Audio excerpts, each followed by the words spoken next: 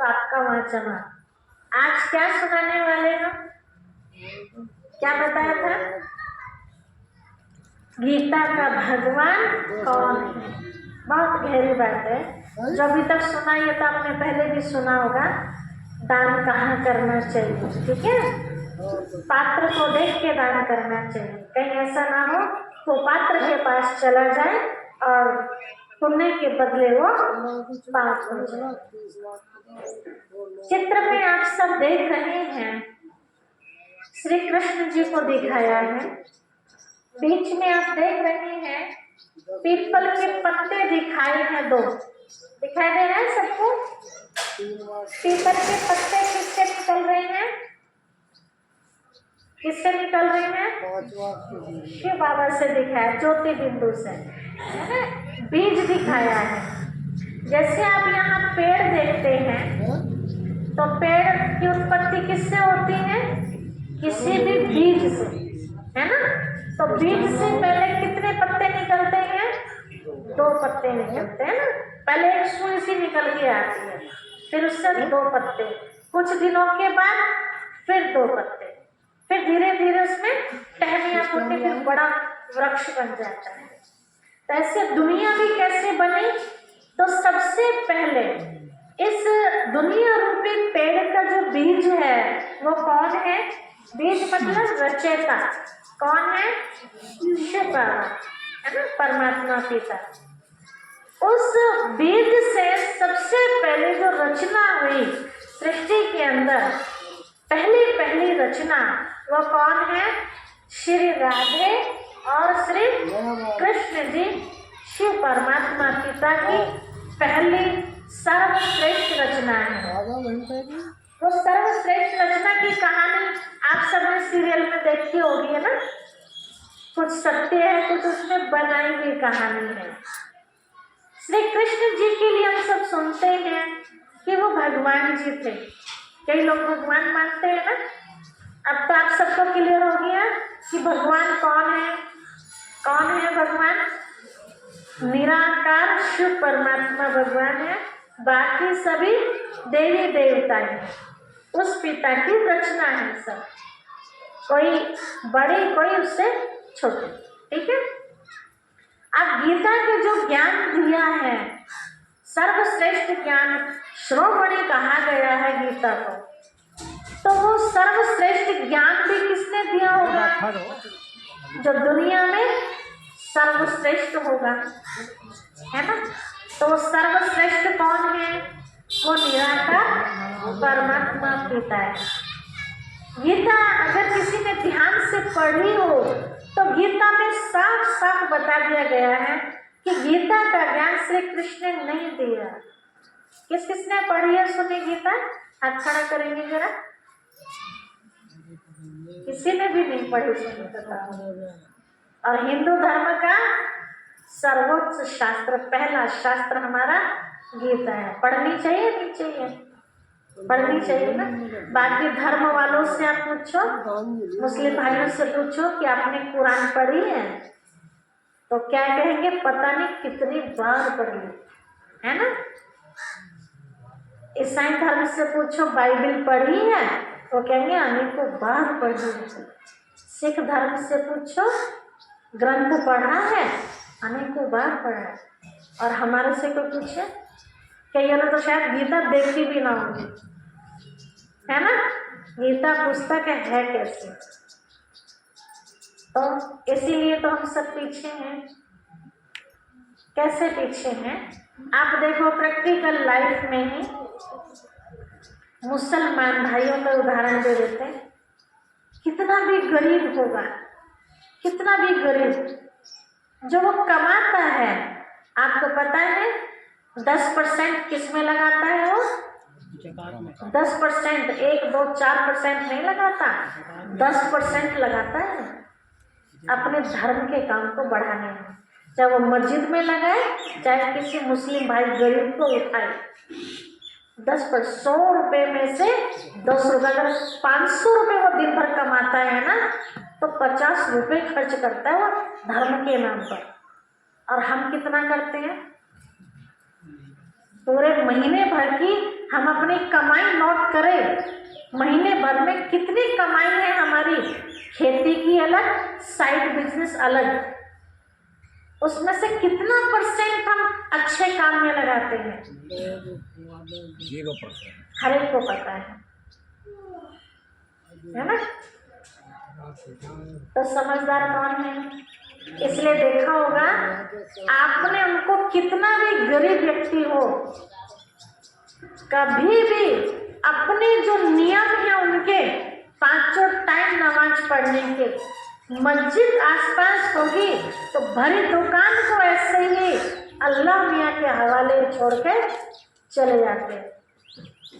उनकी दुकान से कोई चोरी होती है और हमारी दुकान से है? पहले तो जाने के ना, हाँ मंदिर की आवाज यहाँ तक आ तो रही है, यही सुन लेंगे, यही हाथ जोड़ लेंगे भगवान जी से। शाम के आरती के टाइम भी नहीं पहुँचते हैं और वो 5 टाइम पहुँचते हैं। कहीं सफर भी कर रहे होंगे, देखा होगा आपने, है ना? हमने कई बार नोट किया उनको, अगर बस चला रहा होगा ना ड्राइवर, तो बस को साइड में खड़ी कर देगा, सवारी इंतजार करती रहती है कब भाई नमाज पढ़ के वापस आएगा। वहीं कपड़ा कहीं भी बिछा के कहीं भी, इसीलिए बाहर से भले खाली लेकिन अंदर से आत्मा कैसी है? भरपूर है। बच्चों को भी संस्कार कैसे देते हैं? वो उससे जोड़ने वाले संस्कार देते हैं। उनका बच्चा गिरेगा ठोकर खा के, क्या मुंह से निकलता है? हाय अल्लाह। और हमारा बच्चा गिरेगा तो हाय मम्मी मम्मी, है ना? उसे पता ही नहीं भगवान की कोई है। कितना अंतर, ठीक है? बच्चे तो छोड़ो, बड़ी भी गिरेगी तो हाय मैया याद आएगी। कितना अंतर है। तो क्या हम अपने आप को ऐसा भरपूर नहीं कर सकते? कर सकते हैं ना? तो आज से इस चीज का हम ध्यान देंगे। हम जो भी करते हैं किसके लिए कर रहे हैं? क्या भगवान पर कोई एहसान कर रहे हैं? क्या अपने लिए कर रहे हैं? हम जो भी कर रहे हैं, तो वो गीता का ज्ञान जो परमात्मा पिता ने दिया था, वो यही दिया था, मनुष्य आत्मा आपे ही पूज्य और आपे ही पुजारी। मतलब भगवान किसी को नहीं बनाता, अपने कर्मों अनुसार ही पूज्य बन जाते हैं और अपने कर्म अनुसार ही पुजारी बन जाते हैं। तो गीता का ज्ञान श्री कृष्ण ने नहीं, कैसे सिद्ध हो? आज तक तो यही मानते आए थे श्री कृष्ण ने गीता का ज्ञान दिया। देखिए गीता में भगवान ने अपना परिचय दिया है कि मैं निराकार हूँ, मैं अजन्मा हूँ, मैं अभोगता हूँ, मैं अकर्ता हूँ, मैं असोचता हूँ। लेकिन श्री कृष्ण को हम सब कैसा देख रहे हैं? उन्होंने कहा मैं अजन्मा हूँ, श्री कृष्ण ने तो जन्म लिया है माता के द्वारा, है ना? कहानियों में दिखा दिया कि जेल में जन्म लिया। गीता ने कहा मेरे कोई माता पिता नहीं है, मैं सबका माता पिता हूँ। श्री कृष्ण के तो माता पिता है, ठीक है?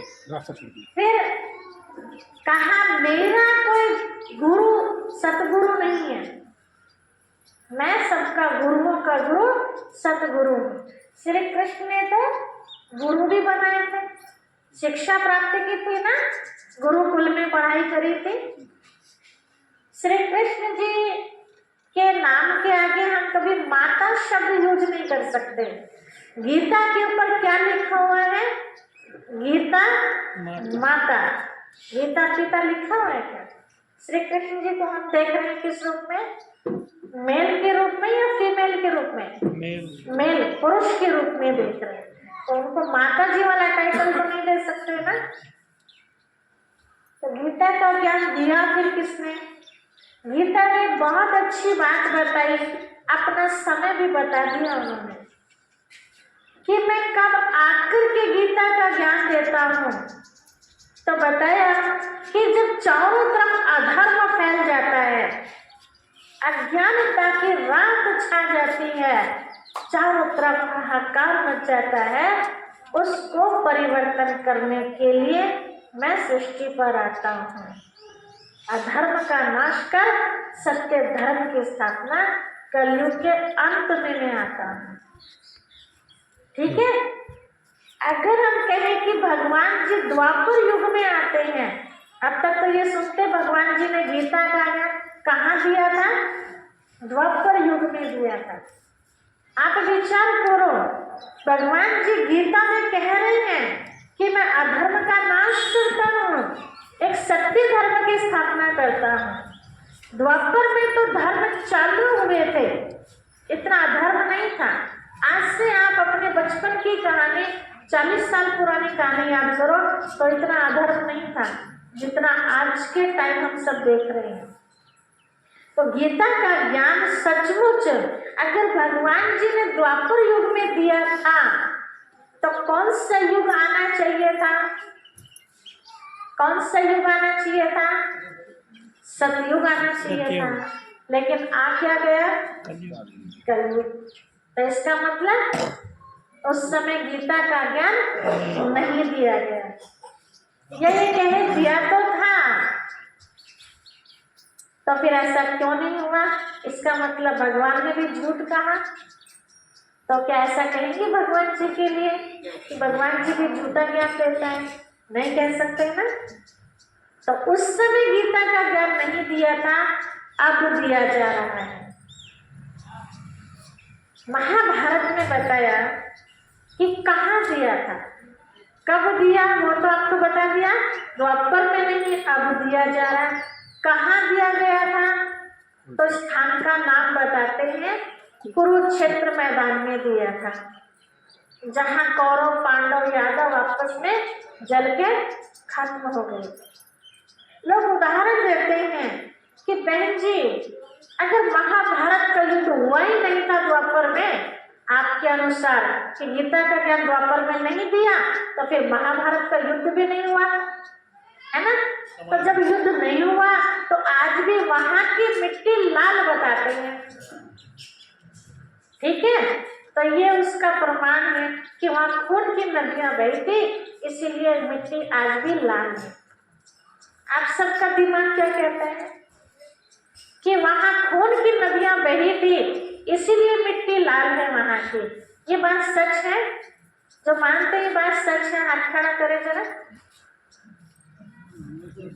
हाँ हाँ करो, निसंकोच हाथ खड़ा करो। माता जी हाथ खड़ा कर रहे हैं। और भाइयों में से हम नहीं बता सकते, इसलिए लाल है वहां की मिट्टी, या पता नहीं? पता है। हाँ जी। देखा ना ये ना कहीं कोई भी वासी क्या कह रहे हैं? मैंने कोई सा गया ना, हम गए हैं वहाँ, हम बता रहे हैं आपसे। अच्छा। हम वहाँ गए हैं 3 बार। हाँ जी। और हम बता रहे हैं आपसे। हाँ बताइए। जैसा हमारे यहाँ इस जंगल में किसी जगह पीली और लाल मिट्टी निकलती है, दूसरी जगह काली और सफेद सी निकलती है, तीसरी जगह किसी और कलर की निकलती है। हाँ। यही हालत वहाँ के जंगल का भी है, इसलिए वहाँ इस तरह की कोई बात नहीं है। ये सही बात है। बिल्कुल बिल्कुल सही बात है, सही बात है, बिल्कुल सही बात है। ये बात ऐसी आप प्रैक्टिकल भी करके देख लो। अगर जो मानते हैं लोग कि खून की नदियां बहती इसलिए मिट्टी लाल है, प्रैक्टिकल करो। आप कहीं ब्लड डाल के देखो मिट्टी में, वो लाल होती है या काली होती है? काली होती है। काली पड़ जाएगी। आपकी कहीं कोई चोट लगी है गुम और अंदर अंदर ब्लड उसमें सूख जाता है, तो वहां से लाल नहीं बल्कि काला पड़ जाता है। तो वहां का कैसा खून था ऐसा जो वहां की मिट्टी लाल हो गई? तो ये मन ग्रंथ कहानियां हैं, ये चीज हमें समझनी होगी। ठीक है। चलो एक चीज और बता दूं। हाँ जी।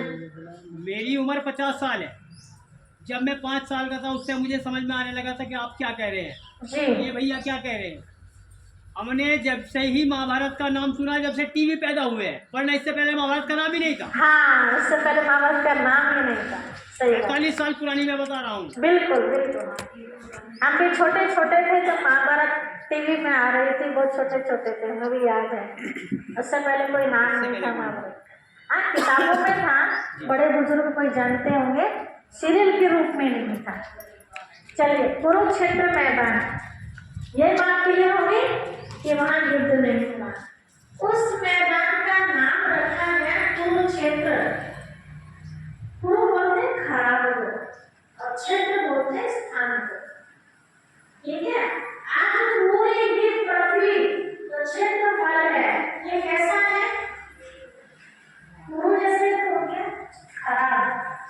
उस कुरुक्षेत्र मैदान में 3 सेनाओं को युद्ध करते दिखाया, आपस में लड़ते झगड़ते।